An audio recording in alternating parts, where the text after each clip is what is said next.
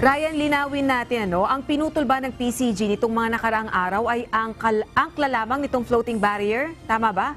At kailan tinanggal ng Chinese Coast Guard ang inilagay nilang floating barriers? Tama, Rose. Angkla lamang yung pinutol ng PCG at hindi yung buong floating barrier. At isa lang doon sa dalawang angkla ng floating barrier na nandoon sa bukana nitong Baho de Masinloc. Hindi tinukoy ng Philippine Coast Guard kung kailan tinanggal ng China itong floating barrier na ito na ginawa ng pangharang sa ating mga kababayang Pilipinong mangingisda dyan sa Baho de Masinloc. At isinagawa ng maritime domain flight ng PCG kahapon, nakita nila na wala na itong floating barrier nito. Kasama ng Bureau of Fisheries and Aquatic Resources, nagsagawa ng MDA flight ang Philippine Coast Guard kahapon ng umaga sa Baho de Masinloc o Scarborough Shoal. Dito, nakumpirma nila na tinanggal na ng Chinese Coast Guard ang floating barrier na inilagay ng mga ito noong September 20 bilang pangharang sa mga Pilipinong mangingisda para hindi makapasok sa loob ng lagoon. Probably you also want to hear whether there is still a presence of a floating barrier at the mouth of the entrance of Baho de Masinloc. I would like to inform everyone that upon our verification for this particular MDA flight, there is no more floating barrier at the entrance of Baho de Masinloc.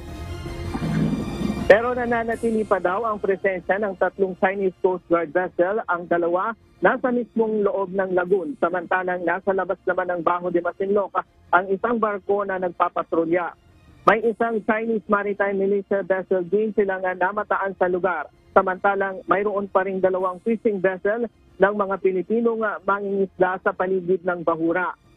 Muli daw nakatanggap ang grupo ng 6 na radio challenges mula sa Chinese Coast Guard.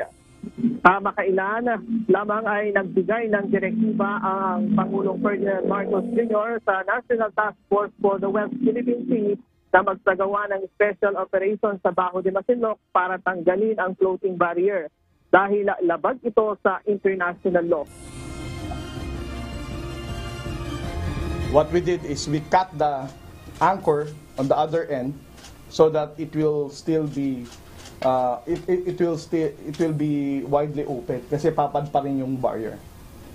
And after we the Chinese Coast Guard realized that there is no more anchor kung saan hindi niya na nahaharangan yung mouth ng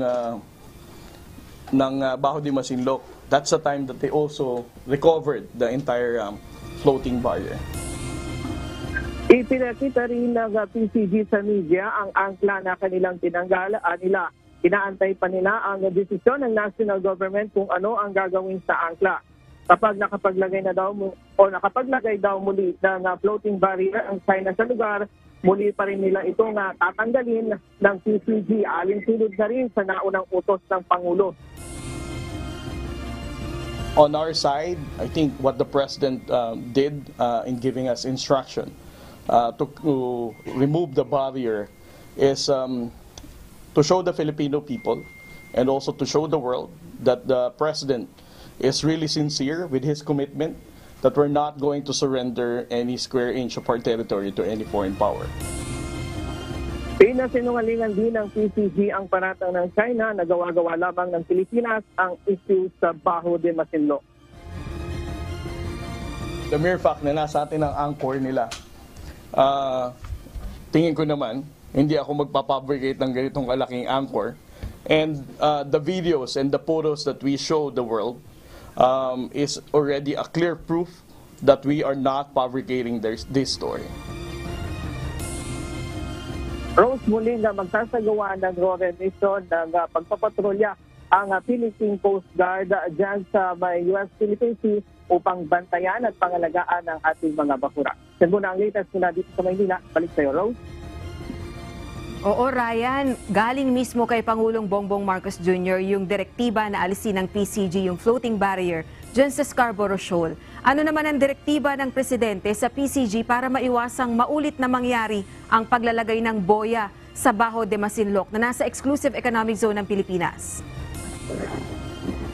Rose, hindi mapipigilan ang China kung ano ang gagawin nila doon. Pero ang PCG, isang malinaw sa kanila na dahil nga doon sa direktiba ng Pangulo, kapag naglagay muli ang China ng barrier doon, tatanggalin daw nila ulit ito. Alinsunod doon sa unang kautusan ng Pangulo. Dahil ayon sa PCG, naglalagay lamang itong Chinese Coast Guard ng mga barrier doon sa bukana ng Bajo de Masinloc kapag nakikita nila na dumarami yung mga mangingisdang Pilipino na pumupunta roon. Bagamat hanggang ngayon ay nakakapangisda pa naman yung ating mga kababayan dito sa paligid ng Bahura. Pero hindi talaga sila nakakapasok hanggang ngayon doon sa loob mismo ng Bahura. Dahil nananatiling nandoon sa loob pa rin itong mga Chinese Coast Guard Rose. O Ryan, kanina sabi mismo ng PCG official, hindi gawa-gawa ng Pilipinas yung nakitang boya o floating barrier sa Scarborough Shoal. Ebidensya yan laban sa ginagawang aggressive actions ng China sa West Philippine Sea kung saan merong karapatan ng Pilipinas. Ano ang gagawin ng PCG dyan sa angkla na yan? Meron bang balak ang PCG na gawing isang matibay na ebidensya para may mga nagsasabi kasi na dapat magsampa ng kaso ang Pilipinas laban sa China? Rose, pagdating sa bagay na yan, ang national government ang National Task Force for the West Philippine Sea, ang DSA at ang DOJ na ang bahala. Basta ang PCG, nasa kanila lamang daw ito. Kung ano ang ipag-uutos sa kanila ng national government, susunod lamang sila. Pero sa ngayon, mananatili lang sa kanila ito at kung ano ang magiging utos sa kanila, yun lamang ang kanilang gagawin. Bagamat nagre-recommenda lang sila sa National Task Force ng gagawin, pero nananatili na nasa DSA pa rin ang huling desisyon pagdating sa mga protesta ng Pilipinas laban sa China. Last na lang, Ryan, may balak ba ang PCG na paigtingin yung tinatawag nga nila na MADA o Maritime Domain Awareness Flight para magbantay laban sa mga ginagawa ng China sa ating teritoryo? Tama, Rose, paiigtingin nila ito, pero ang isa talaga sa kakulangan natin ay kulang tayo sa patrol vessel. Kaya kahit anong ginagawa natin pagpapahigting, dahil iilan lamang, tatatlo lamang ang ating patrol vessel at yung ating 44 vessel na galing sa Japan ay nasa 10 lamang yon. At yun lamang ang ginagamit nila na pagpapatrolya dito sa ating mga karagatan, sa lawak ng ating mga karagatan. Hindi lamang kasi itong West Philippine Sea ang kanilang binabantayan, maging yung ibang bahagi ng karagatan ng ating bansa ay kanilang binabantayan. Pero isa sa tinitiyak nila ay paiigtingin nila yung kanilang ginagawang pagpapatrolya dyan. Alright, maraming salamat. Ryan Lacanlale, nag-ulat ng live mula sa Manila.